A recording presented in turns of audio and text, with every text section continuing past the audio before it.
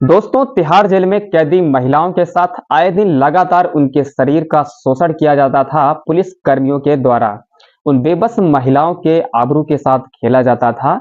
लेकिन जब वो महिलाएं इस पर सवाल उठाती कि मेरे साथ साहब ऐसा क्यों करते हो, वो पुलिसकर्मी उन महिलाओं को धमकी देते हैं और कहते हैं कि अगर तुमने इस चीज के बारे में किसी बड़े साहब से बताया तो तुम लोगों की खैर नहीं, तुम पर और मुकदमा दर्ज करके तुमको और लंबे दिनों की सजा दे दूंगा और तुम्हें जान से भी मार दूंगा। इस वजह से वो लाचार बेबस महिलाएं अपनी जुबान नहीं खोलती थी। दोस्तों, वो कहते हैं ना कि दीवार चाहे जितनी मजबूत हो लेकिन एक ही दरार काफी होती है इमारत को गिराने के लिए।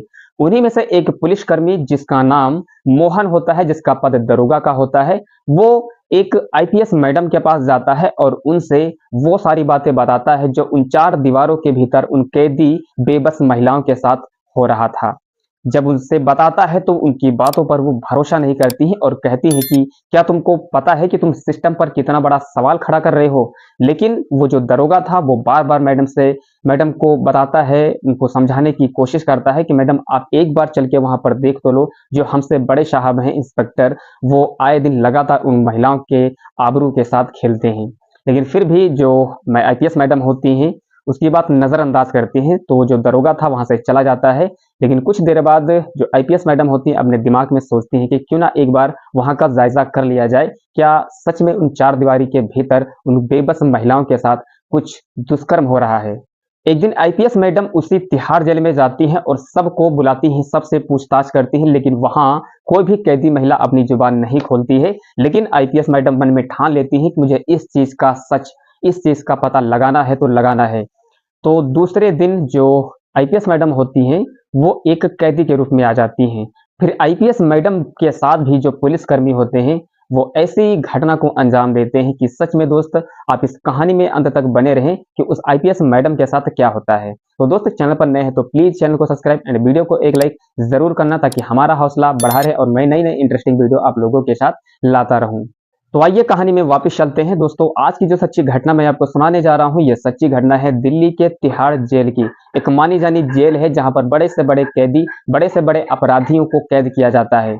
वहां की ये सच्ची घटना है। दोस्तों, वहां पर कैदी महिलाओं के साथ आए दिन लगातार उन बेबस महिलाओं के साथ उनकी आबरू के साथ खेला जाता था और उनके साथ दुष्कर्म जैसी घटनाओं को अंजाम दिया जाता था। जितने भी वहां पुलिसकर्मी होते हैं सब रात को खूब ज्यादा शराब पीते हैं, शराब में धुत होते हैं, उन महिलाओं से नाच गाना कराते हैं और वहां पर कुछ अभद्रता करते हैं। ऐसे तैसे करते करते करीब करीब 3 से 4 महीने बीत जाते हैं। वहां पर किसी की हिम्मत नहीं होती है कि किसी सीनियर अधिकारी से बताए। अगर वहां की महिलाएं बताना भी चाहती थी तो जो पुलिसकर्मी थे उनको इस बात का, तो उन महिलाओं को इस चीज की धमकी देते थे कि अगर तुमने किसी से बताया तो सोच लो कि तुम्हारी खैर नहीं, मैं तुमको जान से मार दूंगा, तुम पर डबल मुकदमा लगाकर तुमको लंबे दिनों की सजा दिला दूंगा। इस वजह से जो महिलाएं होती हैं वो अपनी जुबान को शांत रखती हैं, किसी से भी ये बातें नहीं बताती हैं। लेकिन उन्हीं में से एक ईमानदार दरोगा होता है जिसका नाम मोहन होता है। वो जैसे ही इन सारी बातों को देखता है, जानता है, वैसे ही वो आईपीएस मैडम के पास जाता है और उनसे वो सभी वारदात के बारे में बता देता है कि मैडम, वहां पर चार दीवारों के भीतर उन बेबस महिलाओं के साथ, उनकी आबरू के साथ खेला जाता है। आईपीएस मैडम मानने को तैयार ही नहीं होती है। वो कहती हैं कि तुम सिस्टम पर बहुत बड़ा सवाल खड़ा कर रहे हो। लेकिन दरोगा बार बार कहता है, मैम एक बार वहां का जायजा ले लीजिए। तो आईपीएस मैडम कहती है कि चलो ठीक है, मैं एक बार वहां का जायजा ले लेती हूँ, हो सकता हो तुम्हारी बात में दम हो, तुम्हारी बात सच्ची हो। तो दूसरे ही दिन जो आईपीएस मैडम होती हैं वो तिहाड़ जेल के जितने भी दरोगा होते हैं, जितने भी सिपाही होते हैं, सबको हड़ताल पर कर देती है, सबकी छुट्टी कर देती है और रात में करीब करीब 7-8 बजे तिहाड़ जेल जाती है। सभी महिला कैदियों को लाइन हाजिर करती हैं। वहां एक एक महिला से पूछती हैं कि रात में इन चार दीवारों के भीतर तुम्हारे साथ क्या होता है। बस जो महिलाएं होती हैं उनका सिर झुका रहता है, वो कुछ भी आईपीएस मैडम से नहीं बताती हैं। लेकिन जो आईपीएस मैडम होती है वो बार बार सबसे पूछने की कोशिश करती है कि अगर तुम्हारे साथ कुछ गलत हो रहा हो तो बताओ, मैं इस चीज की सजा उन लोगों को दूंगी। लेकिन जो महिलाएं होती हैं वो अपनी जुबान नहीं खोलती हैं। तो सभी महिलाएं अपना सर नीचा करके रोने लगती हैं। फिर जो आईपीएस मैडम होती है उनको पता चल जाता है कि हाँ, सच में इनके साथ कुछ ना कुछ तो गलत हो ही रहा है और ये बताने की कोशिश नहीं कर रही हैं। फिर उस दिन जो आईपीएस मैडम होती हैं वहां से चली जाती हैं। फिर दूसरे दिन जो आईपीएस मैडम होती हैं वो एक कैदी बनकर आती हैं, आईपीएस बनकर नहीं। जब आईपीएस मैडम कैदी बनकर आती हैं तो उन लड़कियों के साथ जो बर्बरता हो रही थी वो सब देख रही थी। और वो सवाल खड़ा कर रही थी कि इन बेबस महिलाओं के साथ ऐसा क्यों हो रहा है। तो जो 2 पुलिसकर्मी होते हैं, उन आईपीएस मैडम जो कैदी बनी होती हैं, उनको पकड़ कर ले आते हैं और कहती हैं कि थोड़ी देर इंतज़ार करो, अभी तुम्हारे साथ भी ऐसा ही होने वाला है। तो जो आईपीएस मैडम होती हैं, वो उनसे सवाल खड़े करने लगती हैं कि ऐसा महिलाओं के साथ क्यों कर रहे हो? उनकी आबरू के साथ क्यों खिलवाड़ कर रहे हो? तो जो वहाँ जो पुलिसकर्मी होते हैं, कहते हैं कि अभी तुमको पता चल जाएगा, जब बड़े साहब आएँगे, तो तुमको सब पता चल जाएगा, यहाँ पर ये सारी चीज़ें क्यों होती हैं। उन 2 पुलिसकर्मियों में और वो आईपीएस मैडम जो कैदी बनी होती हैं, उनके बीच में बहुत ज़्यादा बहसबाजी होती है। तो आईपीएस मैडम कहते हैं कि तुम मुझे जानते नहीं हो कि मैं कौन हूँ? वो पुलिस वाले ठहाका मारकर हँसने लगते हैं और कहते हैं कि तू एक साधारण एक जुर्म करके आई एक महिला, एक कैदी महिला हो। लेकिन आईपीएस मैडम कहती नहीं, अगर मैं बताऊँगी तो तुम्हारे पाँव के तले ज़मीन खिसक जाएगी।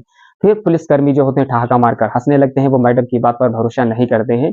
जैसे ही मैडम अपना आई कार्ड दिखाती हैं, आईपीएस वैसे ही उनके पाँव के तले ज़मीन खिसक जाती है। बस उनके हाथ-पैर जोड़ने लगते हैं कि मैडम मुझसे गलती हो गई, मैंने आपको पहचानने में देरी कर दी, प्लीज़ मुझे माफ़ कर दो। लेकिन जो आईपीएस मैडम होती हैं, कहती हैं कि इस चीज़ की माफ़ी तो तुमको नहीं मिलेगी, लेकिन इस बात की भनक किसी को नहीं पड़नी चाहिए कि मैं एक आईपीएस मैडम हूँ, मैं एक साधारण कैदी बनकर आई हूँ, ये सबको पता चले। तो वो जो पुलिसकर्मी होते कहते हैं, ठीक है मैडम, किसी को भी नहीं पता चलेगा कि तुम एक आईपीएस मैडम हो।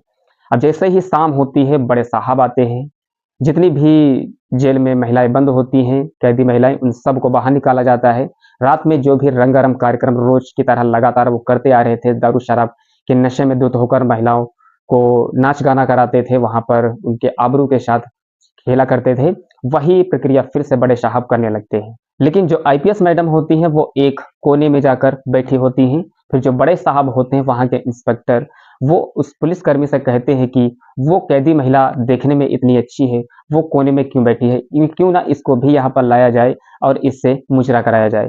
फिर उसको भी वहाँ से बुलाया जाता है, कैदी महिला को, जो आईपीएस मैडम होती हैं, उनको भी उन उन महिलाओं के साथ मिलाकर उनसे भी ये सब करवाने की कोशिश करते हैं।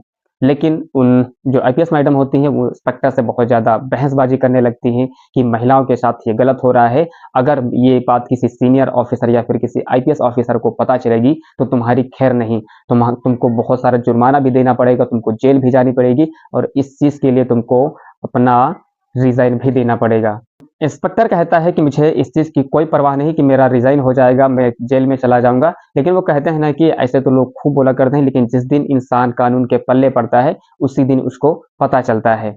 अब बहस करते-करते करीब-करीब आधे घंटे हो जाते हैं। वो उस पर हाथ भी छोड़ने की कोशिश करते हैं, लेकिन आईपीएस मैडम उनका हाथ पकड़ लेती हैं और कहती अपनी आईडी कार्ड दिखाती हैं, तो उस पर साफ-साफ लिखा होता है कि आईपीएस अधिकारी। जैसे ही देखते हैं, वैसे ही उनके रोंगटे खड़े हो जाते हैं इंस्पेक्टर के और वहाँ से भागने की कोशिश करते हैं, लेकिन वहाँ से भाग नहीं पाते हैं। फिर उन सब पुलिसकर्मियों को पकड़कर उन पर ऐसे मुकदमे दायर किए जाते हैं कि उनको हमेशा-हमेशा के लिए सलाखों के पीछे रखा जाए। और जितनी भी वहाँ की कैदी महिलाएँ होती हैं, उन सबको वहाँ से रिहा कर दिया जाता है, क्योंकि उन्होंने नर्क की जगह उसी जेल में देख ली होती है। जितने भी पुलिसकर्मी होते हैं, उन पर ऐसे-ऐसे एक्ट लगाए जाते हैं, ऐसी-ऐसी धाराएँ लगाई जाती हैं कि जेल के सलाखों के पीछे उनकी उम्र बीत जाती है और उनको उनके पद से बर्खास्त कर दिया जाता है। अगर कोई इंसान गलत करता है या फिर कई सालों से गलत करता आ रहा है, तो एक समय ऐसा आता है जब उसके कर्म किए हुए की सज़ा ज़रूर मिलती है। इमारत चाहे जितनी भी मज़बूत हो, चाहे जितनी बड़ी हो, लेकिन एक ही दरार काफ़ी होती है उस इमारत को गिराने के लिए। तो आप चाहे जितने लंबे समय से कुछ गलत कर रहे हो, लेकिन एक ही सबूत काफ़ी होता है आपकी ज़िंदगी को बर्बाद करने के लिए। तो दोस्त, ये स्टोरी वीडियो आपको कैसे लगी? तो अगर अच्छी लगी तो वीडियो को लाइक और चैनल को सब्सक्राइब करके ज़रूर जाना। मिलते हैं नेक्स्ट वीडियो में, तब तक के लिए धन्यवाद।